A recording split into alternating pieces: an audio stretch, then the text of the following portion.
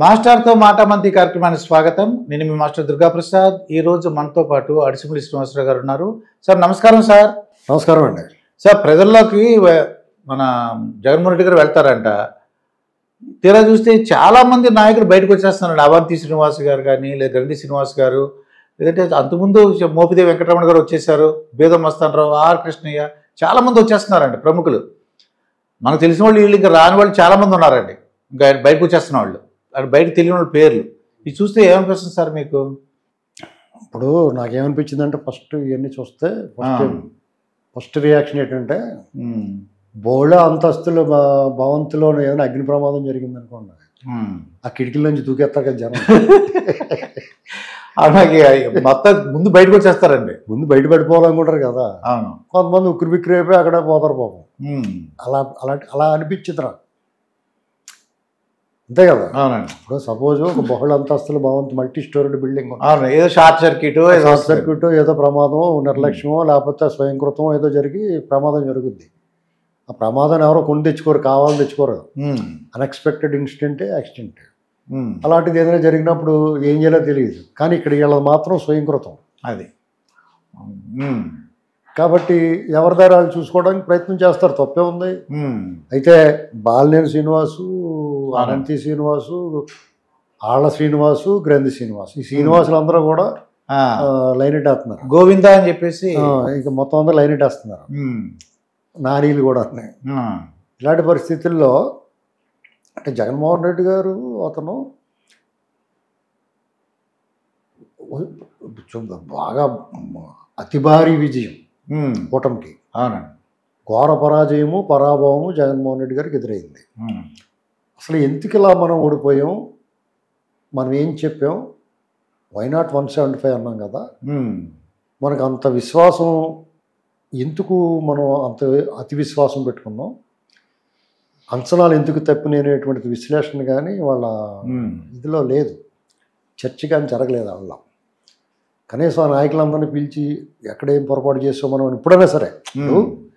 ఒక నాయకుడు తను ఒక లైన్ నాయకుడిని బట్టి కేడరు మిగతా నాయకులందరూ నడవాలి. ఆయన ఒక అంచనా వేసుకున్నాడు, అది ఫెయిల్ అయినప్పుడు అప్పుడన్నా సరే మిగతా వాళ్ళని పిలిచి అలా మనం ఎక్కడ తప్పు చేసాం, మనం ఏం చేసి ఉండాల్సిందనేటువంటిది పోస్ట్ మార్టం అన్న చేస్తారు కదా. ఇప్పుడు యాక్సిడెంట్ అయినా ఎవరైనా అనుమానాస్పద మృతి జరిగినా కానీ అంటే పోస్ట్ మార్టం జరుగుద్ది, ఆ మృతికి కారణం ఏంటని. అలాగే ఈ పార్టీ ఘోర పరాజయానికి కారణం ఏంటనేటువంటి దాన్ని పోస్ట్ మార్టం చేసుకోవాలి. ఈ దేశంలో రాజకీయ పార్టీ, ప్రతి రాజకీయ పార్టీ గెలుపు ఓటమి రెండాటికి కూడా వాళ్ళు గెలుపు అయితే ఏ అంశాలు మనకు గెలుపుకు దోహదపడి, ఏ అంశాలు మనం ఓటమికి దారి తీసినాయి అనేటువంటి దాన్ని సమీక్ష చేసుకుంటారు, చర్చ జరుగుతుంది, విశ్లేషించుకుంటారు. అయితే ఇక్కడ జగన్మోహన్ రెడ్డి గారికి అదేం లేదు, ఏదో మాయ జరిగింది, ఏదో మోసం జరిగింది, ఈవీఎంలు అంటున్నాడు. ఈవీఎంల మీద అనుమానాలు ఉండటం మాట వాస్తవం ఈ దేశంలో. జగన్మోహన్ రెడ్డి ఓటమికి మాత్రం ఈవీఎంలు ఎట్టి పరిస్థితుల్లో కాదండి. ఒకవేళ ఈవీఎంలో జగన్మోహన్ రెడ్డికి సెట్ చేసినా కానీ జగన్మోహన్ రెడ్డి ఓడిపోతాడు. అది ఇప్పుడు జగన్మోహన్ రెడ్డి గారి మీద ఈవీఎంలు సెట్ చేశారనుకోండి, ఒక 20,000 ఓట్లకి సెట్ చేసుకుంటారు, 10,000 ఓట్లకు, అంతే కదా. అంతకన్నా బెటర్ కదా. కానీ వీళ్ళ మెజార్టీలు 90,000, 60,000, 70,000, 50,000 అలా వచ్చినాయి కదా. చేత ఆయన సమీక్ష చేసుకోవాలి. సమీక్ష చేసుకుని అనేక అంశాలు వస్తాయి అందులో. మనం ఎక్కడా కూడా చట్టాన్ని, రాజ్యాంగాన్ని అనుసరించలేదు, రూల్ ఆఫ్ లా పాటించలేదు, అడ్డగోలు దోపిడీ చేసాము, ఇసుక మద్యం పాలసీలు ది వరస్ట్ అనేటువంటి దానికి స్పష్టమవుద్ది. అహంకారము, దాన్ని దాటి దురహంకారము, మితిమీరిన విశ్వాసము, పెత్తనం, ఇలాంటివన్నీ ప్రజలను చులకనగా చూడటం, కోర్టు ఆదేశాలను బేఖాతరు చేయటం అనేటువంటి అన్ని అంశాలు కూడా ఆయనకి, ల్యాండ్ టైటిల్ యాక్ట్ అయితే ఇంకా బాగానండి, ల్యాండ్ టైటిల్ యాక్ట్ ఇలాంటివన్నీ కూడా ఈ చర్చలో వస్తాయి.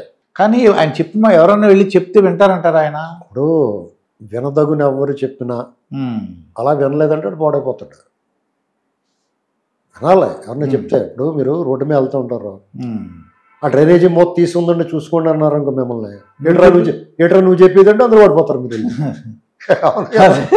అవునే కదా, ఏమన్నా గొయ్యి ఉందో చూసుకోండి అని చెప్తారు ఎవడో కూడా.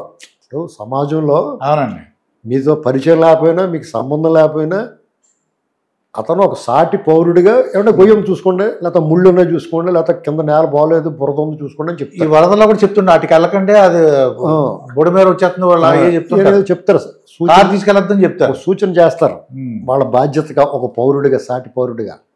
అలాగే సాటి పౌరుడిగానే ఒక బాధ్యతగా చెప్పినప్పుడు మనం కూడా అంతే బాధ్యతగా అతను ఎందుకు చెప్పాడు అనేటువంటిది వినాలి. వినకుండా నువ్వు నాకు చెప్పేదని పోతుంది, అందులో పడతాం.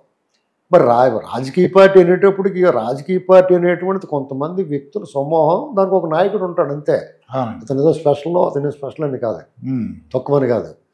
వాళ్ళు చెప్పిన సూచన ఫీడ్బ్యాక్, క్షేత్రస్థాయిలో ఉన్న వాళ్ళు ఫీడ్బ్యాక్ తీసుకుంటే ఈ కష్టాలు రావు. సాధారణంగా రాజకీయ పార్టీ నాయకులు, అధినేతలు కొంత పెడచేవని పెడతారు, వాళ్ళ పొజిషన్ గట్టిగా ఉన్నప్పుడు, బాగున్నప్పుడు ఏంటి వాళ్ళు చెప్పేది అన్న లెక్కలో కూడా ఉండొచ్చు. అలా విన్నవాడు బాగుపడతాడు, జాగ్రత్తగా సరి చేసుకుంటాడు. ఒక్కోసారి ఫీడ్బ్యాక్ వచ్చిన దాన్ని సరి చేసుకునే అవకాశం కూడా ఉండదు. జగన్మోహన్ రెడ్డికి ఒకవేళ నిజంగా ఒక సంవత్సరం ముందు ఏమన్నా చెప్పింది విన్నా కానీ సరి చేసుకునే అవకాశం లేకుండా పోయింది. చెడగొట్టేసుకున్నాడు, నాట్ రిపేరబుల్ కింద తయారు చేసుకున్నాడు ఆయన. సరే, ఇప్పుడు అయిపోయిన తర్వాత అతను ఏం చేయాలి? కనీసం ఇతని మీద ఉన్న వ్యతిరేకత ఎలాంటిదంటే ఆ కసి, కోపం, ప్రజల్లో ఉన్న ఆగ్రహం కనీసం 2 ఏళ్ల పాటు ఉంటుంది. ఇతని పట్ల ప్రజా వ్యతిరేకత, అతని విధానాల పట్ల, లేకపోతే రాజకీయంగా తీసుకునే నిర్ణయాల పట్ల కంటే కూడా ప్రతి వాళ్ళు కూడా పర్సనల్గా తీసుకున్నారు. బాబోయ్ ఇతను వద్దురా బాబు, మనకి డేంజరు, ఇతనితో చాలా ప్రమాదం, ఒక రకమైన భయోత్పాతానికి గురయ్యారు. అంతా ఫియర్ ఫ్యాక్టర్ పనిచేసింది అక్కడ ఎక్కువగా. డేంజర్, మళ్ళీ ఇతను వస్తే మన పని అయిపోతారా బాబు అనేటువంటి పరిస్థితిలో ఉన్నారు. అటువంటి పరిస్థితులను చాలా జాగ్రత్తగా పరిస్థితులను గమనించి 2 ఏళ్ల పాటు కూటమి ప్రభుత్వ పనితీరు చూసి వాళ్ళలో ఏమైనా లోటుపాట్లు ఉంటే మొదటగా కనీసం 6 నెలలు స్పందించకూడదు అనుకుంటారు. ఎక్కడ దాక్కున్నా ఉంటారు, ఎక్సెక్ట్ చేస్తారు, వెక్కిరిస్తారు, ఏళకోళం చేస్తారు, అన్నీ చేస్తారు, అన్నీ భరించాలా. అలా ఇప్పుడు కూటమి ప్రభుత్వం వీళ్ళంత అరాచకం ఖచ్చితంగా చేరాడు. అంటే ఇంకెవరు పార్టీ నుంచి వెళ్ళిపోకుండా నేను కాపాడగలరంటారా? వెళ్ళొద్దు అని. మీకు వెళ్ళిపోయే వాళ్ళని ఇప్పుడు షిప్ మునిగిపోతుంది అనుకోండి, మీరు ఎలాగ ఆపుతారు? ఎలాగ ఆపగలరు? మునిగిపోయే వాళ్ళు ఎవడుంటాడు? ఆల్రెడీ మునిగిపోయిన పడవలు ఇంకెవరన్నా ఉంటాడా? మునిగిపోయే ముందు, ఎలక్షన్ల ముందు పారిపోతారు, ఇది ఓడిపోయేలా ఉందిరా బాబు అని, మునిగిపోయేలా ఉందని. ఆల్రెడీ మునిగిపోయిన తర్వాత అందులో ఏమంటారు, వాళ్ళతో పాటు మునిగిపోయి కథ ఊపిరి ఉన్నవాడు బయటకు వచ్చి చెప్తాడు, ఏదో రంగు ఈత కొట్టుకుంది, ఈత వచ్చినట్టు. అదే జరుగుతుంది. అయితే ఇక్కడ ఈ నాయకులందరూ ఇప్పుడు రాజకీయాల్లో ఉన్న వాళ్ళకి ఎలా ఉంటుందంటే, సాధారణంగా వాళ్ళకు హోప్ ఉండాలి. సరే, ఇప్పుడు ఓడిపోయాం కానీ మళ్ళా జాగ్రత్తగా పని చేసుకుని మళ్ళీ ఎలక్షన్లో గెలుద్దామనే హోప్ ఉండాలి. ప్రజల వైపు పనిచేస్తే ముందు హోప్ ఉండాలి వాళ్ళకి. కానీ వాళ్ళకే నమ్మకం లేదు. జగన్మోహన్ రెడ్డి అనేటువంటి వ్యక్తి సస్టైన్ అవుతాడు, ఈ రాజకీయ పార్టీ మళ్ళీ తిరిగి పుంజుకుంటుంది అనేటువంటి ఆశ కానీ ఇది కానీ నమ్మకం కానీ లేదు వాళ్ళకి. దానివల్ల ఏమైందంటే, ఇప్పుడు జగన్మోహన్ రెడ్డి మామూలుగా తన పరిపాలన మీద ఇప్పుడు కొన్ని నిర్ణయాలు ఉంటాయి. చంద్రబాబు నాయుడు గారి గతంలో సంస్కరణలు తీసుకొచ్చాడు. ఆ సంస్కరణల వల్ల కొంతమందికి వ్యతిరేకత వచ్చింది, కానీ అది నిజమే, మంచిదే. విద్యుత్ సంస్కరణలో ఇలాంటి కొన్ని సంస్కరణలు ఆయనకి మంచి పనులు చేశాడు ఆయన. కానీ అది అప్పటికి అది రుచించలేదు. అప్పుడు ప్రత్యర్థులు ఆయనకి వ్యతిరేకంగా ప్రపంచ బ్యాంక్ ఏజెంట్ అది ఇది అన్నారు. తర్వాత కాలంలో ఈయన తీసుకున్న నిర్ణయాలు మంచిదేరా బాబు అని విజన్ 2020 ఫ్రూట్ అనుభవించిందా తెలిసింది అందరూ. అలాగా అప్పట్లో ఆ పార్టీ ఖాళీ అవ్వకుండా, ఇప్పుడు 2004లో కూడా ఘోర పరాజయమే టీడీపీకి. 45-49 వచ్చినాయి సీట్లు ఉమ్మడి రాష్ట్రంలో. కాబట్టి అప్పుడు వాళ్ళే హోప్ కోల్పోలేదు. తిరిగి మళ్ళీ 2009కి సిద్ధమైపోయారు.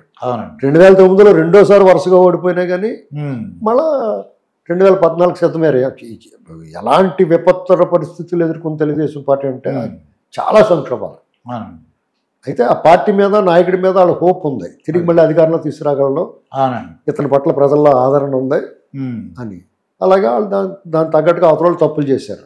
ఇప్పుడు జగన్మోహన్ రెడ్డికి ఆ హోప్ లేదు, వాళ్ళ నాయకులు అసలు లేదు. అందుకే వాళ్ళు జంపింగ్ బయటకు వచ్చేస్తారు. ఇప్పుడు వాళ్ళందరికీ వాళ్ళు ఎక్కడన్నా వీళ్ళు తీసుకుంటారా తీసుకోరా అనేటువంటిది వేరే కదా. తీసుకుంటే నష్టమా లాభమా అనేటువంటిది భవిష్యత్తు చెప్తుంది అంతే. ఇదండి శ్రీనివాసరావు గారితో జరిగిన ఇంటర్వ్యూ. మరొక ఇంటర్వ్యూతో మీ ముందుంటాను. మీ మాస్టర్ దుర్గా ప్రసాద్. నమస్కారం సార్. నమస్కారం అండి.